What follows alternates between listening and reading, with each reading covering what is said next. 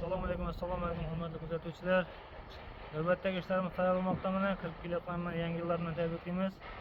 Navbatdagi darvozalarimizning mijozlari o'zlari maydonda turib zakaz bergan, buyurtma bergan. Ya'ni ularni bir qator tushuntirib beraman sizlarga.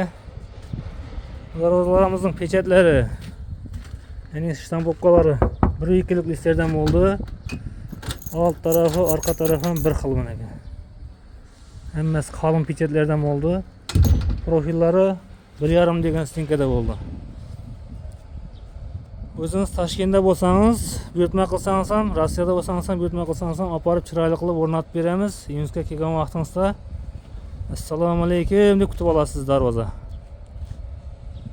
Ikkalasi aka-ukaga bitta mahallaga, aka-ukaga ikkalasi ham o'zlari Toshkentda turib zakaz bergan. Razmeri ancha hajmi katta, narigisi kichkinaroq.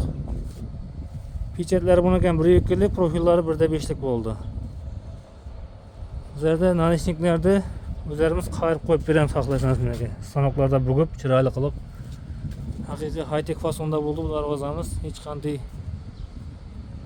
bijir-bijir deb aytadi bizning mahallada. Shunday narsa yo'q. Kimga shunday darvozalar, temir eshiklar, kotyollar qiziq bo'lsa, bizning manzil Amudaryo tumani Mangish shahri kichik sanoat zonasida ishlab chiqarish korxonamiz. Videolar manfaat bo'lsa birdan like bosib qo'ying. Tushunmagan savollarni uzoqlarda qoldiring. Bizni yo'qotib qo'ymaslik uchun sahifamizga obuna bo'lib qo'ying.